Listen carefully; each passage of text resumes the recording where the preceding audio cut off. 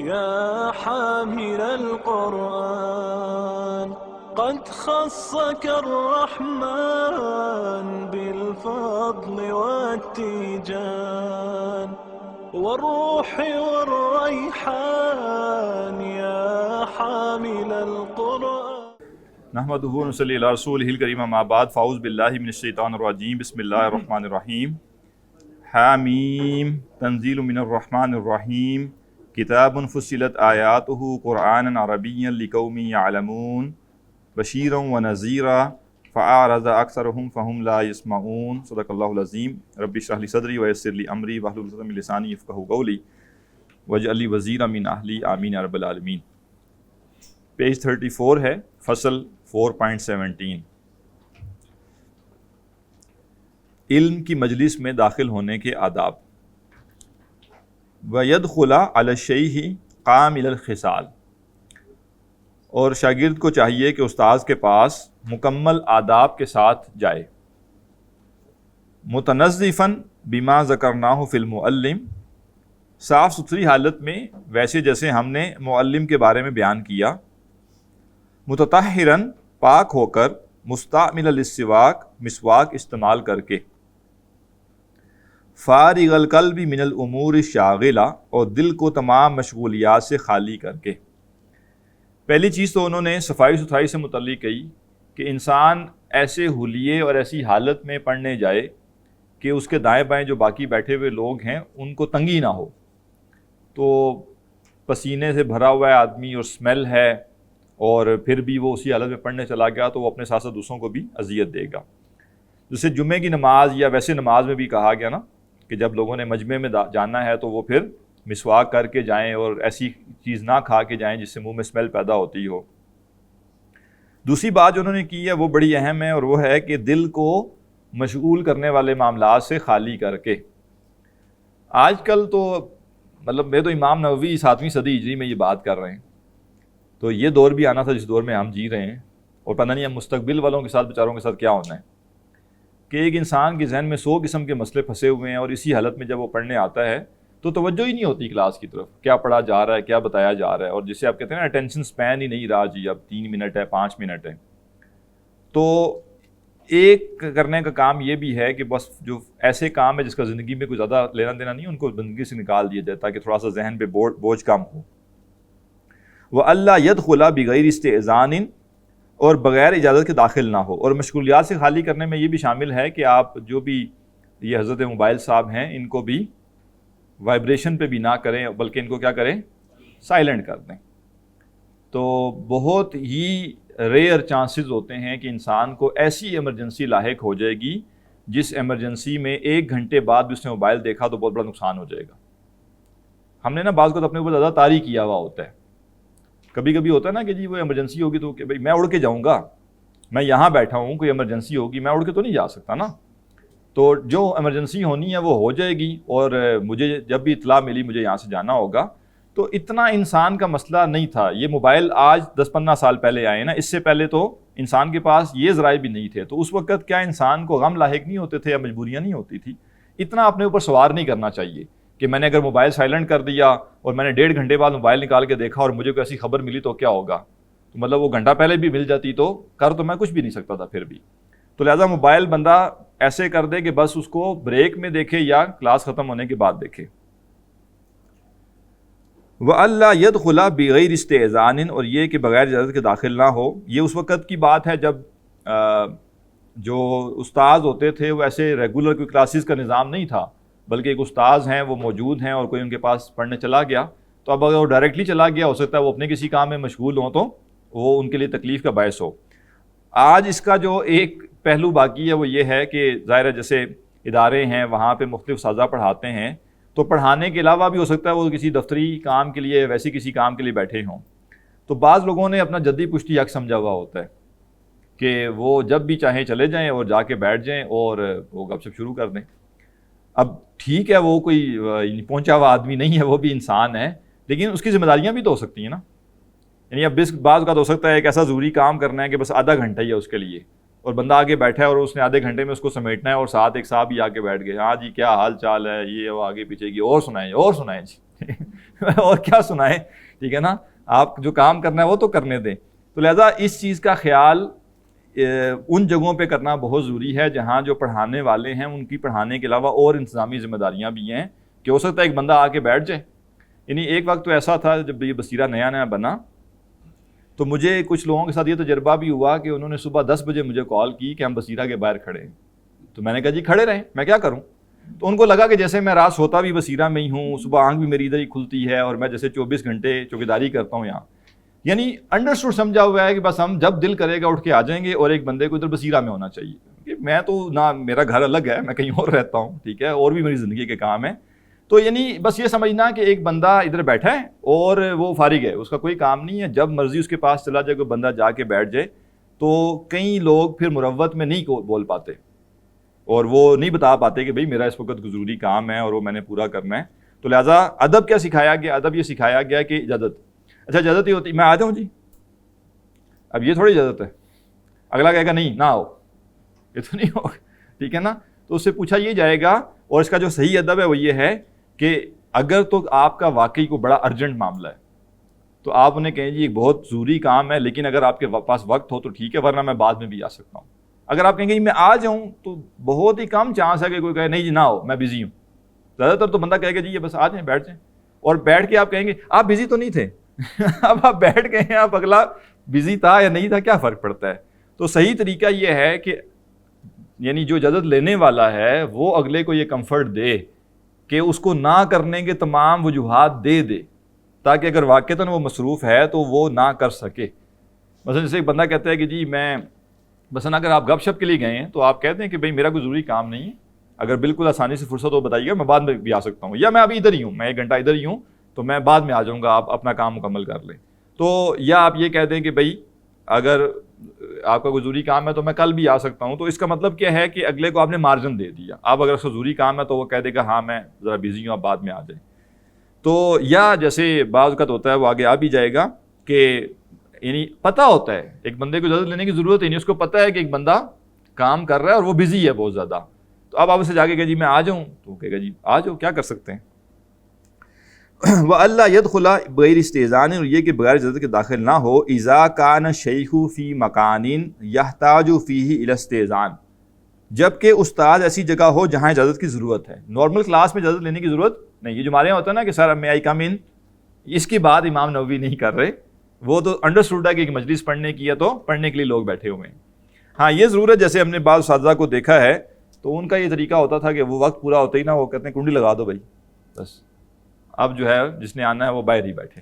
وہ ایک الگ بات ہے کہ اس صورت میں آپ کو اجازت لینی پڑے گی. ادروائز یعنی جب مجلس علم کی ہو رہی ہے اور علم استاد دے رہا ہے, تو اب آگے بار بار ایک بندہ کہے گا جی میں آ جاؤں تو وہ ڈسٹرب کر رہا ہوگا. تو اس لیے کہہ رہے ہیں کہ اجازت کب لینی ہے, جب استاد کسی ایسی جگہ ہو جہاں پہ اجازت لینے کی ضرورت ہے.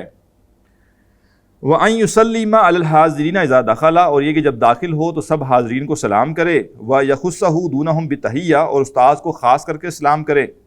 وَأَن يُسَلِّمَ عَلَيْهِ وَعَلَيْهِمْ إِذَا انصَرَفَ, اور یہ کہ جب اٹھ کر واپس جائے مجلس سے تو استاد کو بھی اور باقی سب کو بھی سلام کرے. كما جاء فی الحدیث, جیسے کہ حدیث میں آیا, بڑی اہم حدیث ہے. فَلَيْسَتِ الْأُولَى أَحَقُّ مِنَ الثَّانِيَةِ, آپ نے فرمایا کہ جو پہلا سلام ہے وہ دوسرے سے زیادہ حقدار نہیں ہے. یعنی آتے ہوئے جو آپ نے سلام کیا تھا جو ویلکم والا تھا, وہ جاتے ہوئے سلام جو کرنا ہے اس سے زیادہ اہم نہیں. یعنی دونوں کی اہمیت برابر ہے کہ آپ آتے ہوئے بھی سلام کریں اور جاتے ہوئے بھی سلام کریں. ولا يتخطى رکاب الناس, اور لوگوں کی گردنوں کو پھلانگ کر نہ گزرے. بل یجلس حیث ینتہی بہ المجلس, بلکہ جہاں مجلس میں جگہ ملے وہیں بیٹھ جائے. بعض لوگوں کا یہ رویہ ہوتا ہے کہ آنا تو بعد میں ہے لیکن پوری کلاس سے گزر کے اور آگے بیٹھنے کی کوشش کرنا ہے, تو وہ کہہ رہے ہیں کہ بعد میں آئیں گے تو پھر پیچھے ہی بیٹھیں. الا ان یاذن له الشیخ فی التقدم, سوائے یہ کہ شیخ اسے آگے بیٹھنے کی اجازت دے دے. او یعلم من حالهم ایثارهم ذالک, یا حاضرین کے حال سے معلوم ہو کہ وہ اسے آگے کرنے پر راضی ہے. یعنی ان کو پتہ ہے کہ جناب ساؤنڈ سسٹم یہ ٹھیک کر سکتا ہے, لہذا اس کو آگے جانے دے, تب جا کے آواز ٹھیک ہوگی, تو پھر اس کو آگے آ جانا چاہیے, پھر مسئلہ نہیں. ولا یقیم احدا من موضعه, اور کسی کو اس کی جگہ سے نہ اٹھائے. فإن آثرہ غیرہ لم یقبل, اور اگر کوئی اس کو جگہ دے تو قبول نہ کرے. ٹھیک ہے نا, ہوتا نا ایک بندہ کلاس میں آیا یا تو اس نے کہا جی آپ اٹھیں میں یہاں بیٹھ جاؤں، یہ مناسب نہیں. اگین عذر چھوڑ کر ایک شخص سماعت کا مسئلہ ہے اس کا، وہ پیچھے بیٹھ کے اس کو آواز ہی نہیں آئے گی، سمجھ نہیں آئے گی، وہ بزرگ ہیں، وہ آگے اگر بیٹھے ہیں تو کوئی مسئلہ نہیں، کسی کو اٹھا بھی تو مسئلہ نہیں. عذر کی بات الگ. عام روٹین میں ہی نہیں ہونا چاہیے کہ انسان کہے اچھا تم کم عمر کے ہو تم پیچھے چلے جاؤ میں آگے بیٹھوں گا، تو یہ نہیں کرنا چاہیے. اور اگر کوئی کہے جی عزت صاحب آئے آپ بیٹھیں میں اٹھتا ہوں، تو کیا کہہ رہے ہیں؟ لم یقبل، اس کی آفر قبول نہیں کی جائے گی. اقتداء بابن عمر رضی اللہ عنہما، حضرت عبداللہ بن عمر رضی اللہ عنہما کی پیروی کرتے ہوئے. تو ان کا معاملہ یہ تھا کہ ان کو اگر کوئی مجلس میں کہتا تھا کہ آپ میری جگہ بیٹھے تو کہتے تھے اب نہیں بیٹھنا اب تم ہی بیٹھو. یعنی گویا کہ اگر بیٹھا جائے گا تو پھر اس رواج کو پروموٹ کیا جائے گا، اور اس سے کیا ہوگا؟ پڑھانے والا پڑھا رہا ہے اور پیچھے لوگ بیٹھے ہوئے ہیں پہلے آپ تو وہ چل رہا ہوگا کہ نہیں آپ بیٹھے ہوئے نہیں آپ بیٹھیں، تو استاد کہے گا یار دونوں ہی تم کھڑے رہو تاکہ میں پڑھا سکوں، ٹھیک ہے نا. تو لہٰذا وہ کہہ رہے ہیں کہ حضرت عبداللہ بن عمر جو ہیں ان کی پیروی کرتے ہوئے وہ قبول نہ کرے. الا ان یکون فی تقدیمہ مصلحۃ للحاضرین، سوائے یہ کہ اس کے آگے بیٹھنے میں حاضرین کی کوئی مصلحت ہے، وہ پہلے ہم ذکر کر چکے. او امرہ الشیخ بذالک، یا شیخ نے اسے خود یہ حکم دیا ہو کہ وہ آگے بیٹھے. ولا یجلس فی وسط الحلقہ الا لضرورہ، اور حلقے کے بیچ میں نہ بیٹھے سوائے ضرورت کے. اس کا مطلب کیا ہے؟ بالفرض ایک دائرہ بنا ہوا ہے اور دائرے میں سب لوگ بیٹھے ہوئے ہیں اور پڑھ رہے ہیں. اب ایک بندہ آ کے بیچ میں بیٹھ جاتا ہے، وہ بیسیکلی نمایاں ہونا چاہ رہے ہیں، تو وہ کہہ رہے ہیں ضرورت کے بغیر یہ کام نہ ہو. اگر کوئی ایسی وجہ ہے کہ ایک بندہ درمیان میں بیٹھا ہے، مثلا ایک بندے نے مائک پکڑا ہوا ہے اس نے ساروں کو پکڑانا ہے، وہ چلیں بیچ میں بیٹھ کے ضرورت سمجھ آتی ہے. ادروائز نمایاں ہونے کی کوشش کرنا ایک پوری مجلس میں اس کی ضرورت نہیں ہے. اچھا، نمایاں ہونے کا ایک طریقہ بیٹھنا ہے، اور ایک نمایاں ہونے کا طریقہ یہ ہے کہ ہر بات پہ اپنی رائے دینا. جی سر آپ بالکل ٹھیک کہہ رہے ہیں، میں نے بھی یہ کتاب پڑھی تھی اس میں بھی ایسے ہی لکھا ہوا تھا. اب یہ جو بات ہے اس پہ غور کیجیے، اس کا کیا کلاس میں کیا مقصد ہے اس کا، ٹھیک ہے نا. جی آپ بالکل ٹھیک کہہ رہے ہیں، میں نے کتاب میں یہی پڑھا تھا.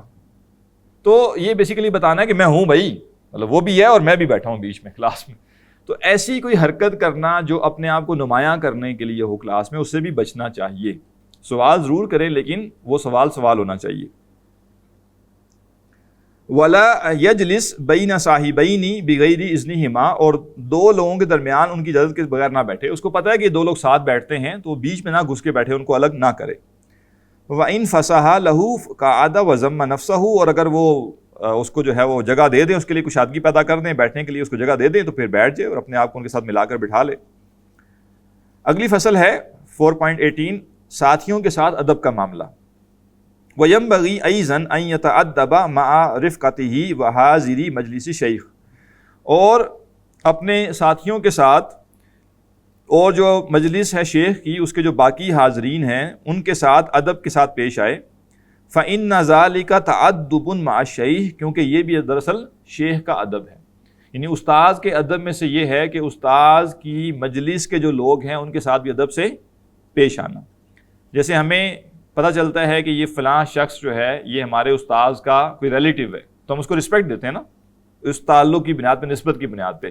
تو جو اسی مجلس میں آ کے بیٹھا ہے اس کے ساتھ بھی ادب سے پیش آنا ہے. وَصِيَانَةٌ لِمَجْلِسِهِ، اور اس کے مجلس کے وقار کے لیے بھی بہتر ہے. وَيَقْعُدَ بَيْنَ يَدَيْ الشَّيْخِ قِعْدَةَ الْمُتَعَلِّمِينَ، بڑی اہم بات. اور استاذ کے سامنے بیٹھے طالب علموں کی طرح بیٹھنا، لا قِعْدَةَ الْمُعَلِّمِينَ، نہ کہ معلمین کی طرح بیٹھنا. یہاں تو وہ بات کر رہے ہیں انداز کی بیٹھنے کے، کہ استاذ کے سامنے بندہ بیٹھا ہے تو وہ شاگرد کے طور پہ بیٹھے نہ کہ استاذ کے طور پہ. اس کا مطلب کیا ہوگا جی؟ ہاں، یعنی یہ کوئی مجلس میں آئے نا تو اس کو یہ کنفیوژن نہ ہو کہ ان دونوں میں سے پڑھانے والا کون ہے، ٹھیک ہے نا. اتنا وہ چوڑا ہو کے بیٹھا ہو، اتنا اس کا مطلب نہیں کہ استاد چوڑا ہو کے بیٹھے گا، یہ نہیں وہ جیسے فیل کروائے کہ میں کوئی الگ چیز ہوں. اور ساتھ ہم یہ بھی بات کہیں گے کہ یہ تو چلے بیٹھنے کی بات ہوگی نا، بعض لوگ کلاس میں واقعتاً ٹیچر بن کے بیٹھتے ہیں. یہ بہت زیادہ بری بات ہے کہ ادھر سے ایک شخص سوال کرے کہ جی سر یہ بتائیے گا، یہ ایسا نہیں ہونا چاہیے، ایسا نہیں ہونا چاہیے. ادھر سے دوسرا شخص بولتا ہے نہیں ایسا نہیں کرنا چاہیے، ایسا کرنا چاہیے. بتانا چاہ رہا ہے کہ آگے جو بیوقوف آدمی بیٹھا ہوا ہے اس کو اٹھ کے چلے جانا چاہیے، اور میں جو بیچ میں مجھے ایسے مظلومیت کر کے پیچھے بٹھایا گیا ہے مجھے اٹھانا چاہیے سامنے. یہ بھی کیا ہے، ایک بندہ اپنے آپ کو استاد سمجھ رہا ہے، اس کو لگ رہا ہے کہ جو سوال کرنے والا ہے اس سوال کو اگلا بدھو آدمی تو نہیں سمجھ سکے گا، میں صحیح سمجھاؤں، اور اس کے پاس گویا لکنت ہے اس کی زبان میں، وہ صحیح سمجھا بھی نہیں سکے گا، میں سمجھا دیتا ہوں. اور یہ بات کچھ حلقوں میں بہت زیادہ ہے. جیسے وہ ایک صاحب کہتے تھے نا کہ مسجد میں ایک شخص سوال کرتا ہے امام صاحب سے، اس سے پہلے کہ امام صاحب بولیں 12 بندے پہلے بول پڑتے ہیں کہ جی اس مسئلے کا یہ جواب ہے، اس مسئلے کا یہ حل ہے. تو یہ مجلس کے آداب نہیں ہے. اس کا مطلب ایک شخص اپنے آپ کو وہاں طالب علم نہیں سمجھ رہا.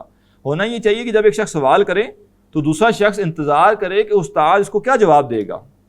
کیا میرے ذہن میں جو بات ہے وہی کہے گا، یا ہو سکتا ہے کوئی نئی بات میرے سامنے آ جائے.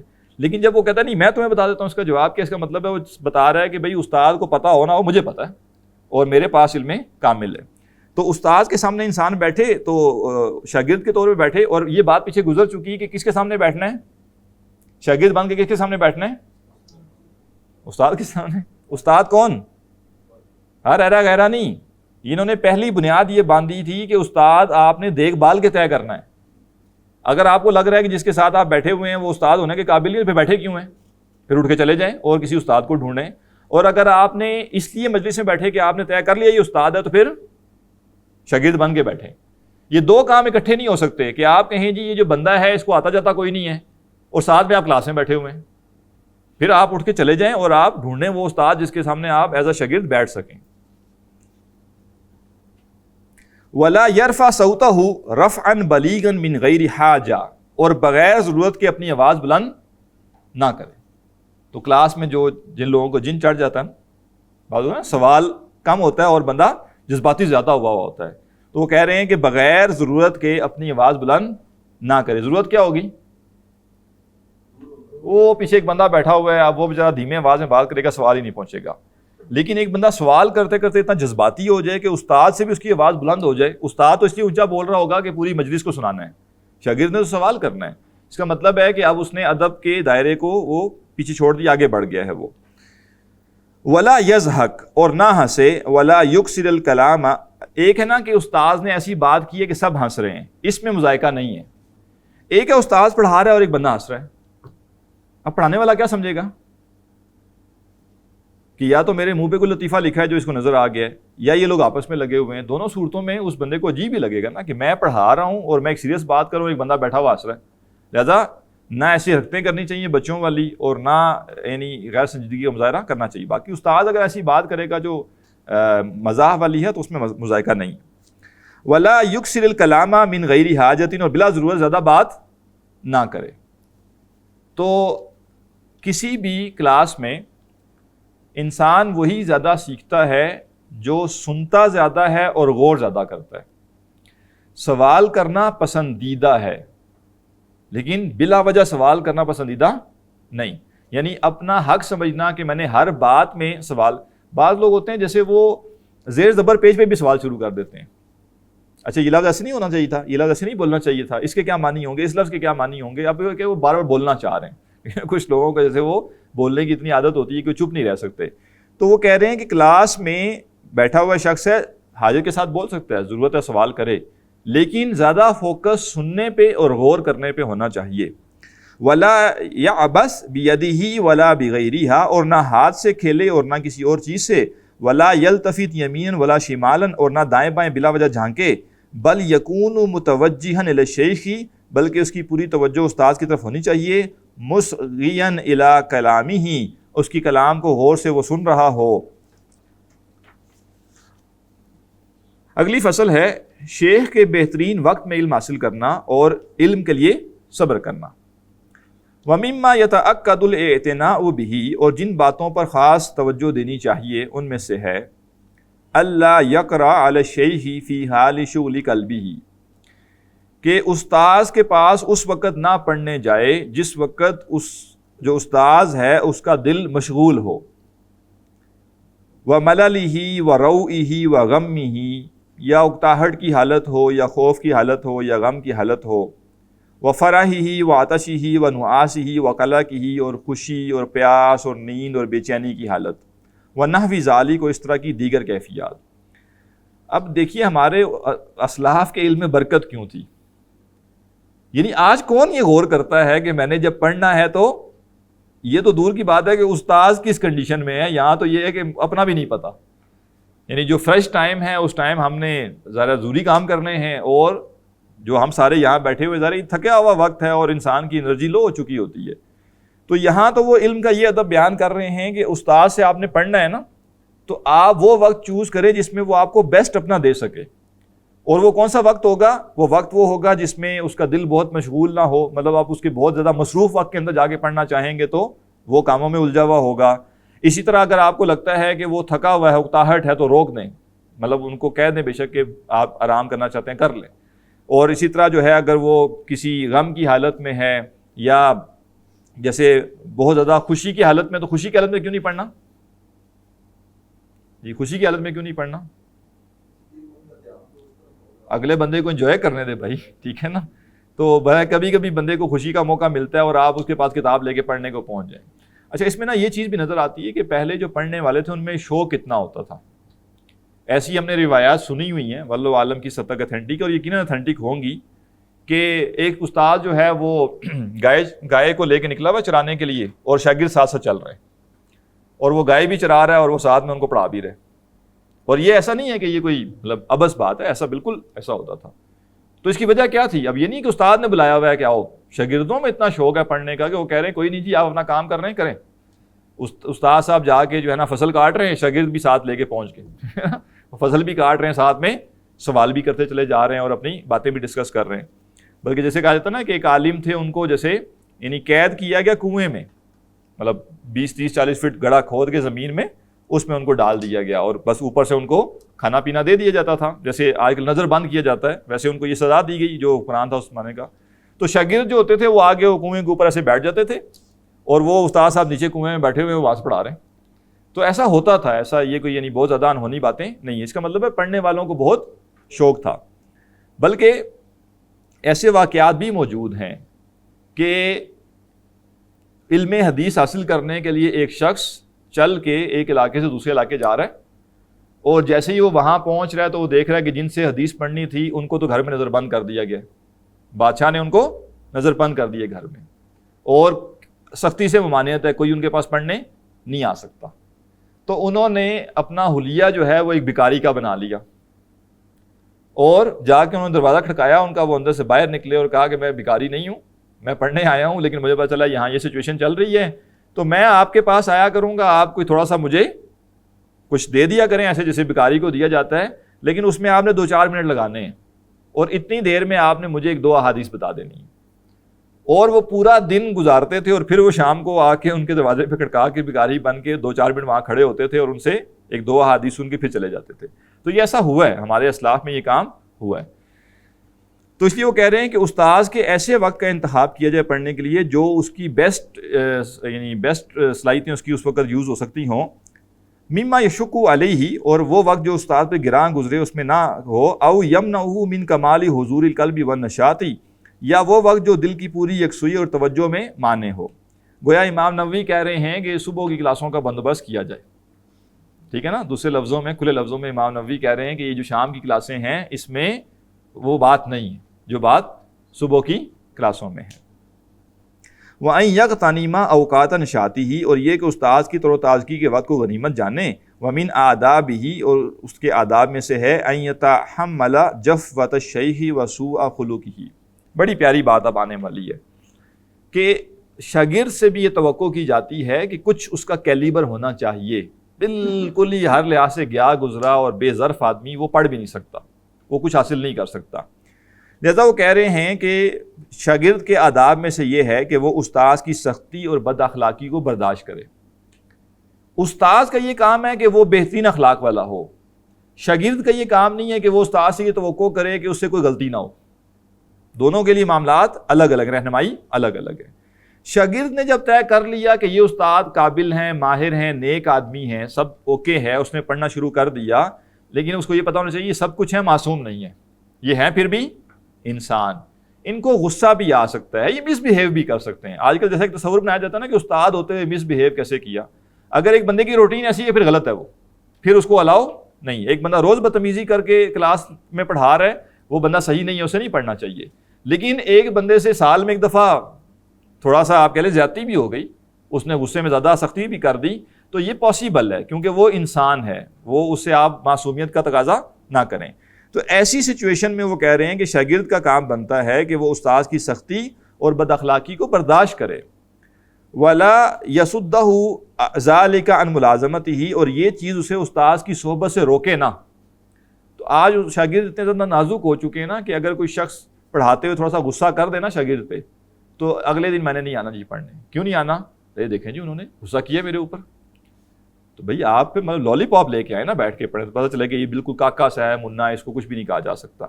تو ایسے ہی کوئی طریقہ نہیں ہے۔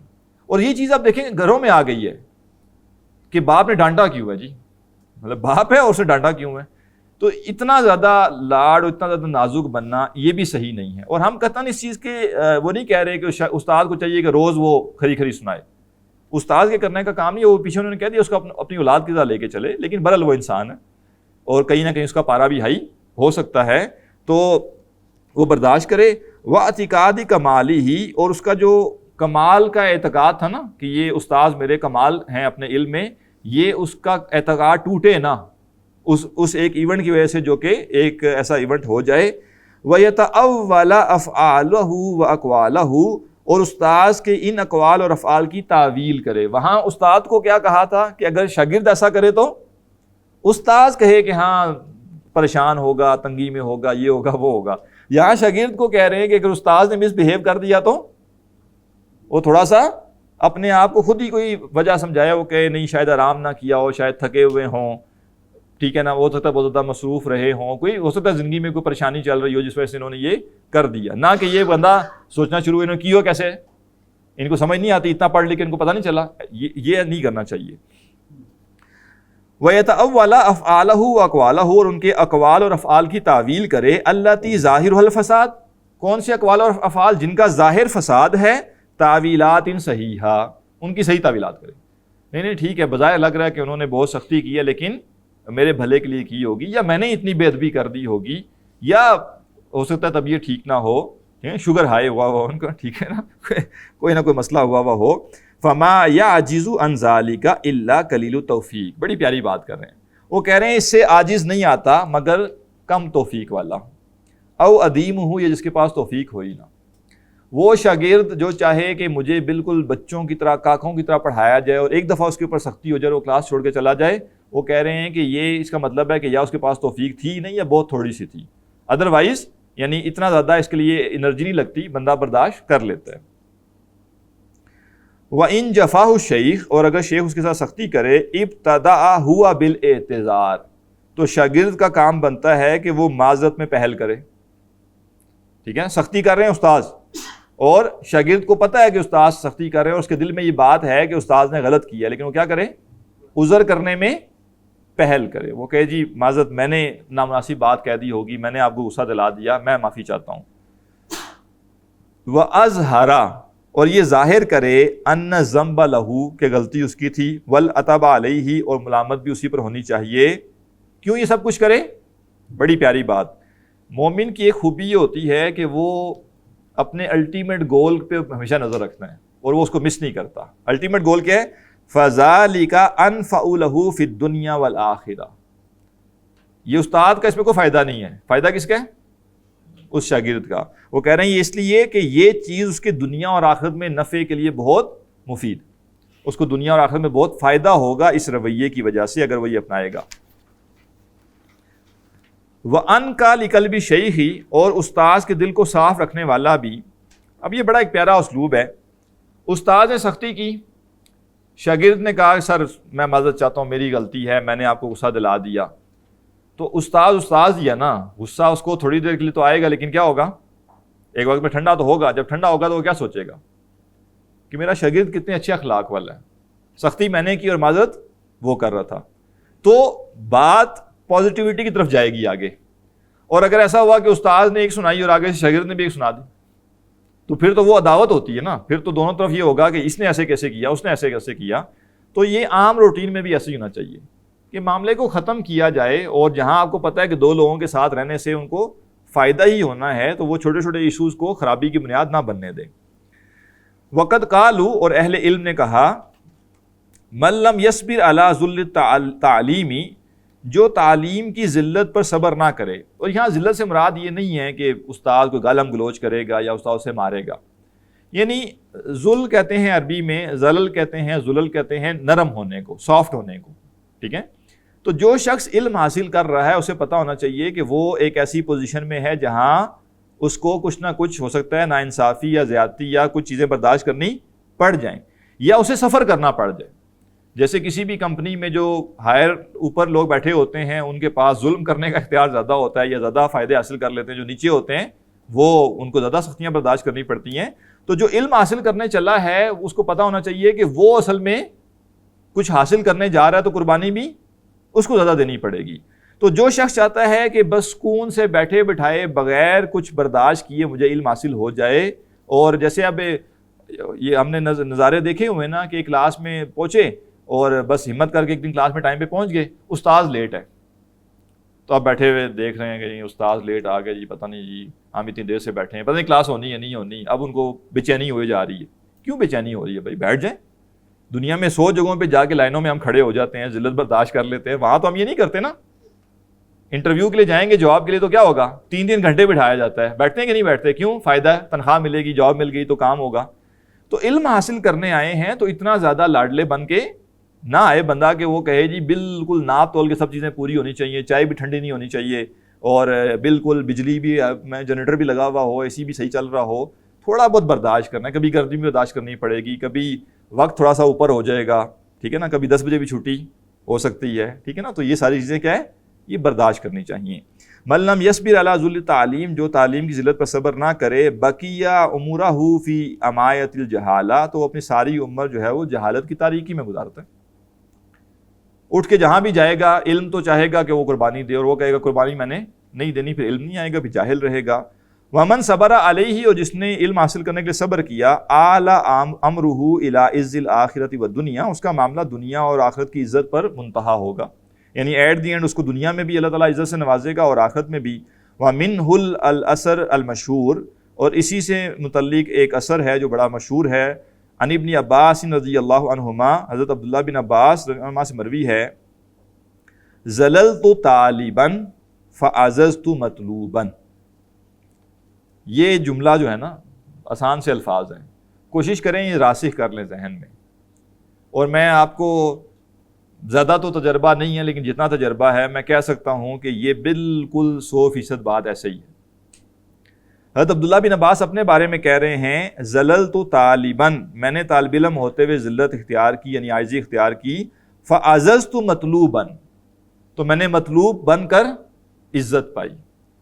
یعنی میں جب طالب علم تھا تو میں نے کیا کیا، ذلت برداشت کی. ذلت برداشت کرنے کا مطلب کیا ہے کہ علم حاصل کرنے کے لیے جو قربانی دینی پڑی، جو ٹرمز اینڈ کنڈیشن میرے سامنے آئی وہ میں نے میٹ کی. لیکن اللہ تعالیٰ نے مجھے عزت کیسے دی کہ اب میں مطلوب بن گیا ہوں. مطلوب بننے کا مطلب کیا ہے، لوگ ان کے پاس آتے تھے اور لوگ ان سے آ کے پڑھتے تھے. اور ان کا واقعہ موجود ہے کہ جیسے میں نے پچھلی دفعہ غالباً عرض کیا تھا نا کہ ایک شخص کے پاس حدیث لینے گئے ہیں تو اس کے گھر کے باہر پہنچے تو مناسب نہیں تصور کیا کہ دروازہ کھٹکائیں اس کو باہر بلائیں، چادر بچھا کے لیٹ گئے. وہ خود اپنے وقت پہ گھر سے باہر نکلا ہے تو اسے کہا کہ یہ ایک حدیث آپ کے پاس ہے، یہ آپ سے میں پوچھنے آیا. حالانکہ وہ ایسے صاحب تھے جنہوں نے آگے سے کہا کہ اے اللہ کے رسول کے چچا زاد بھائی آپ کیوں آئے، مجھے بتایا ہوتا میں آ جاتا. یعنی اتنی رسپیکٹ دینے والے موجود تھے. لیکن انہوں نے کہا کہ علم کا طریقہ یہ نہیں ہے کہ میں کہوں کہ جی یہ میرے پاس ایک سوشل سٹیٹس ہے تو میں اس کو اویل کروں اور ایک بندہ چل کے میرے پاس آئے.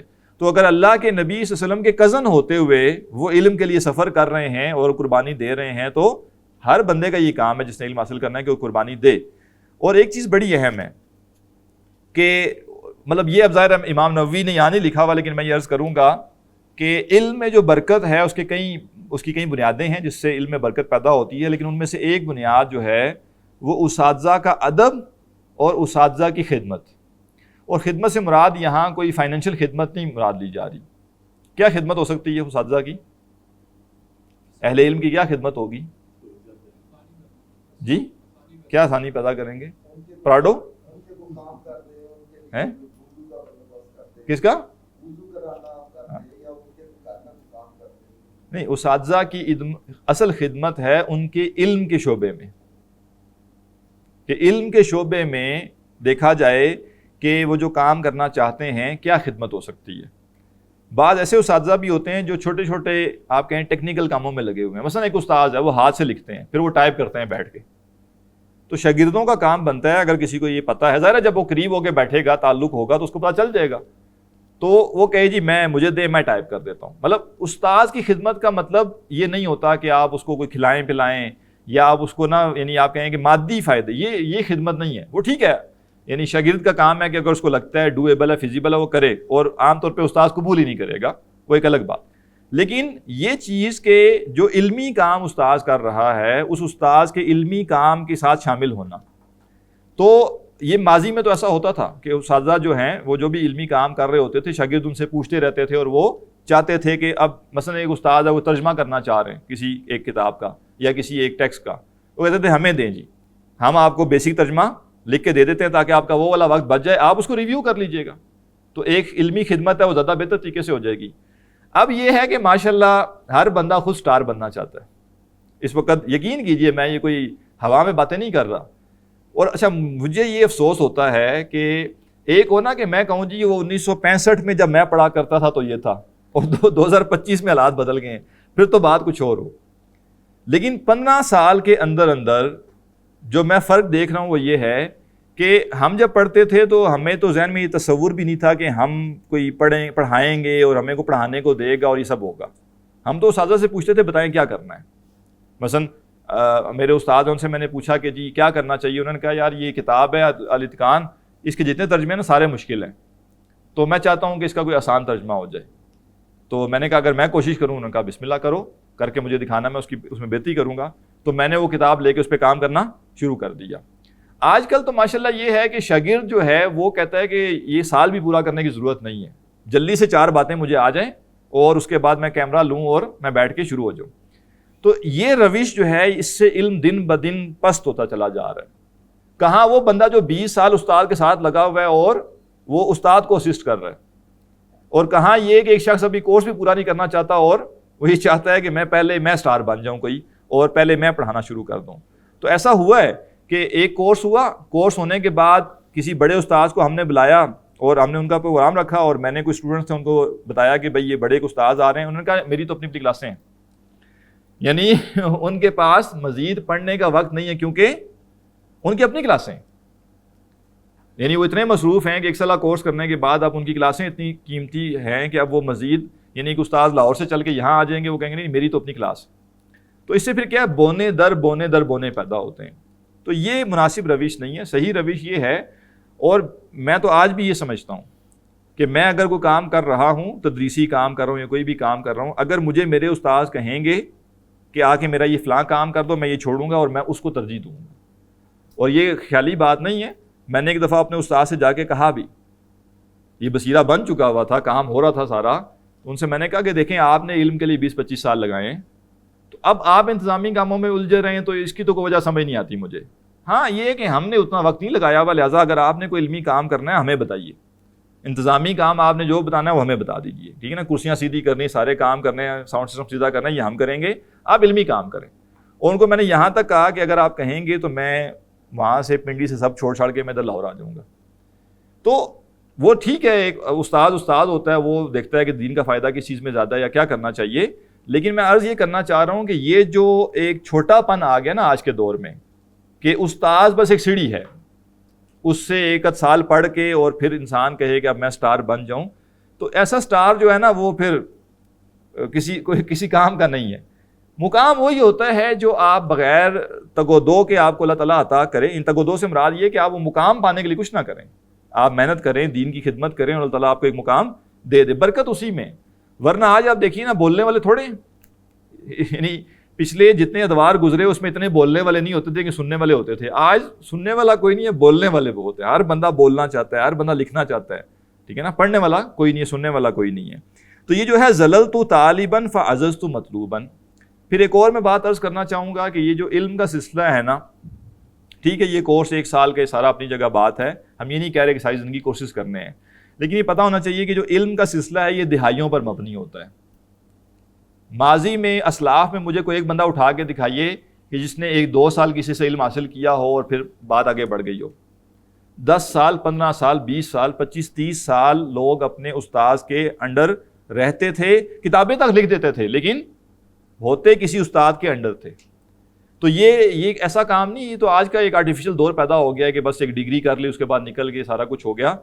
ہمیشہ ایسا ہونا چاہیے کہ آپ یہ کہہ سکیں کہ فلاں میرا استاد ہے اور میں ان سے اپنی زندگی کی رہنمائی لیتا ہوں. اب یہ آپ کا نصیب کہ آپ کو کیسا استاد میسر آئے.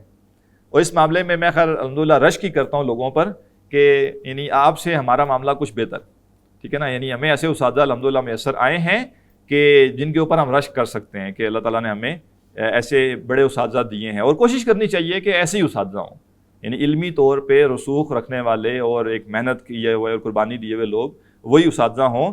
تو ایسا نہ ہو کہ ایک شخص سے پوچھا جائے کہ ہاں جی آپ کا استاد کون ہے، وہ کہ جی میں ہی ہوں، ٹھیک ہے نا، میرا استاد میں خود ہی ہوں.